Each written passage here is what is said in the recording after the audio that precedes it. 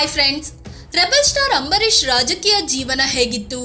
ರಾಜಕೀಯದಲ್ಲೂ rebel ಆಗಿದ್ದ ಹೇಗೆ ಮಂಡ್ಯದ ಗಂಡು? ಸಂಸದ ಸ್ಥಾನಕ್ಕೆ 2 ಸಲ ರಾಜೀನಾಮೆ ನೀಡಿದ್ಯಾಕೆ? ಮಂಡ್ಯ ರೈತರಿಗಾಗಿ ಅಂಬರೀಷ್ ಮಾಡಿದ ತ್ಯಾಗವೇನು? ಸಿದ್ದರಾಮಯ್ಯಗೂ ರೆಬಲ್ ಆಗಿದ್ದು ಹೇಗೆ? ಎಲ್ಲವನ್ನು ಈ ವಿಡಿಯೋದಲ್ಲಿ ಹೇಳ್ತೀವಿ. ಅದಕ್ಕೂ ಮುನ್ನ ನೀವಿನ್ನು ನಮ್ಮ ಚಾನಲ್ಗೆ ಸಬ್ಸ್ಕ್ರೈಬ್ ಆಗಿಲ್ಲ ಅಂದ್ರೆ ಈ ಕೂಡಲೇ ಆಗಿ ಪಕ್ಕದ ಗಂಟೆ ಗುರುತಿನ ಮೇಲೆ ಕ್ಲಿಕ್ ಮಾಡಿ.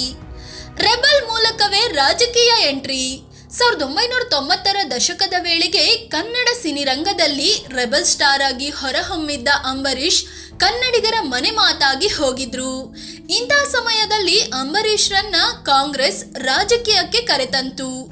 1994ರಲ್ಲಿ ಅಂಬರೀಷ್ ಕಾಂಗ್ರೆಸ್ ಸೇರಿ ರಾಜಕೀಯಕ್ಕೆ ಎಂಟ್ರಿ ಕೊಟ್ರು.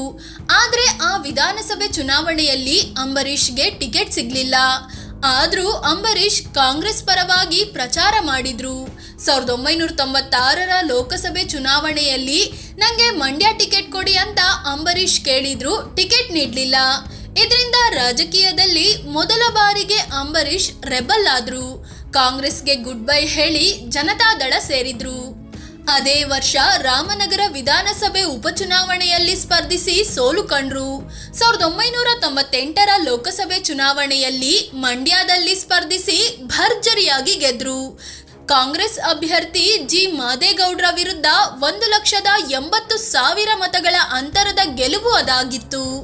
1999ರಲ್ಲಿ ಕಾಂಗ್ರೆಸ್ನಿಂದ ಗೆದ್ದ ಅಂಬಿ ಕಾವೇರಿಗಾಗಿ ಸಂಸದ ಸ್ಥಾನಕ್ಕೆ ರಾಜೀನಾಮೆ. 1999ರಲ್ಲಿ ಸರ್ಕಾರ ಬಿದ್ದಿದ್ರಿಂದ ಮತ್ತೆ ಚುನಾವಣೆ ಬಂತು.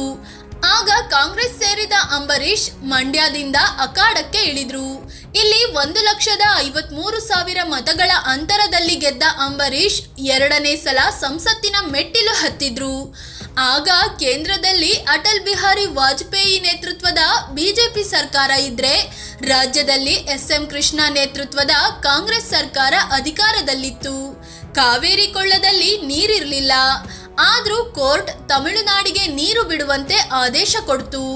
ಅದರಂತೆ ರಾಜ್ಯ ಸರ್ಕಾರ ತಮಿಳುನಾಡಿಗೆ ನೀರು ಹರಿಸ್ತು. ಆಗ ರೆಬಲ್ ಆದ ಅಂಬರೀಷ್ ನೀರು ಬಿಡುಗಡೆಗೆ ವಿರೋಧ ವ್ಯಕ್ತಪಡಿಸಿದ್ರು. ಎಸ್.ಎಂ. ಕೃಷ್ಣ ಜೊತೆ ಸರಣಿ ಮೀಟಿಂಗ್ ನಡೆಸಿದ ಅವರು ತಾವು ಸಂಸದ ಸ್ಥಾನಕ್ಕೆ ರಾಜೀನಾಮೆ ನೀಡೋದಾಗಿ ಘೋಷಿಸಿದ್ರು. ಸಿಎಂ ಕೃಷ್ಣರನ್ನು ನಾನು ದೂರ್ತಿಲ್ಲ, ಕೋರ್ಟ್ ಆದೇಶವನ್ನ ಪಾಲಿಸಲೇಬೇಕಿದೆ. ಆದ್ರೆ ತಮಿಳುನಾಡಿಗೆ ನೀರು ಬಿಟ್ರೆ ನಾನು ಸಂಸದ ಸ್ಥಾನಕ್ಕೆ ರಾಜೀನಾಮೆ ಕೊಡ್ತೀನಿ ಅಂತ ಮಂಡ್ಯ ರೈತರಿಗೆ ಭಾಷ್ಯ ಕೊಟ್ಟಿದ್ದೀನಿ.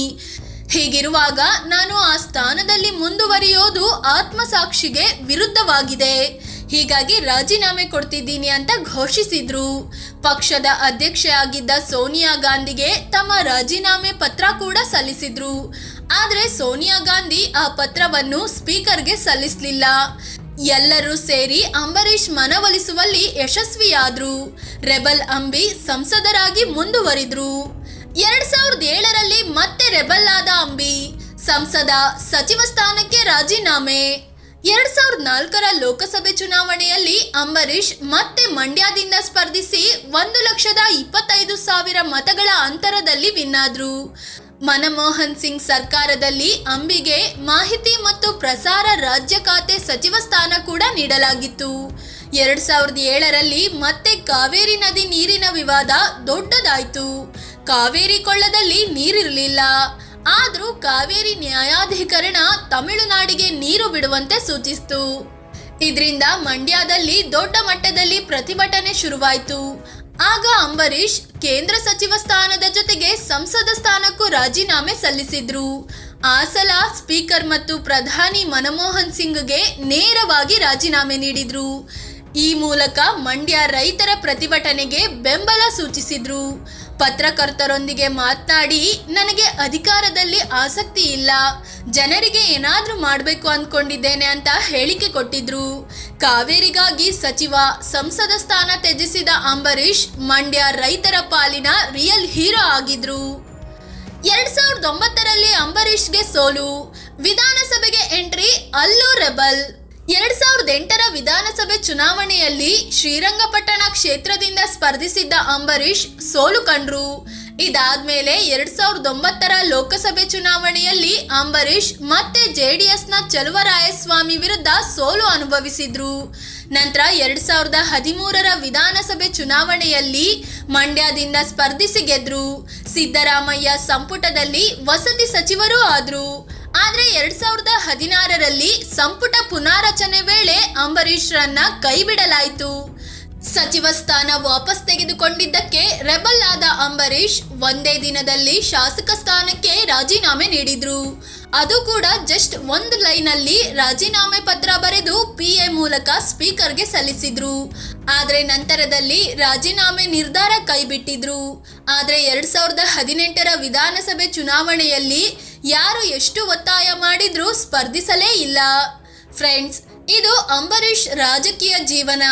ಅವರು ರಾಜಕೀಯದಲ್ಲೂ ಹೇಗೆ ರೆಬಲ್ ಆಗಿದ್ರು ಅನ್ನೋದನ್ನ ತಿಳಿಸಿಕೊಡುವ ಪ್ರಯತ್ನ. ಅಂಬರೀಶ್ ಒಟ್ಟು 7 ಚುನಾವಣೆಗಳಲ್ಲಿ ಸ್ಪರ್ಧಿಸಿ 4ರಲ್ಲಿ ಗೆದ್ದಿದ್ದಾರೆ, 3ರಲ್ಲಿ ಸೋಲು ಕಂಡಿದ್ದಾರೆ. ಈಗ ರಾಜಕಾರಣಿಗಳು ಟಿಕೆಟ್ಗಾಗಿ, ಗೆಲುವಿಗಾಗಿ, ಅಧಿಕಾರಕ್ಕಾಗಿ ಏನ್ ಬೇಕಿದ್ರೂ ಮಾಡ್ತಾರೆ. ಆದ್ರೆ ಕಾವೇರಿಗಾಗಿ, ರೈತರಿಗಾಗಿ ಕೇಂದ್ರ ಸಚಿವ ಸ್ಥಾನಕ್ಕೆ ಅಂಬರೀಶ್ ರಾಜೀನಾಮೆ ಎಸೆದು ಬಂದಿದ್ರು. ಹೀಗಾಗಿಯೇ ಅವರು ಇಂದಿಗೂ ಮಂಡ್ಯ ಜನರ ನಡುವೆ ಪ್ರೀತಿ ಹೊಂದಿದ್ದಾರೆ ಅನ್ನೋದು ನಮ್ಮ ಅಭಿಪ್ರಾಯ. ಈ ಬಗ್ಗೆ ನಿಮಗೆ ಏನ್ ಅನ್ಸುತ್ತೆ ಅಂತ ಕಾಮೆಂಟ್ ಮಾಡಿ ಹೇಳಿ.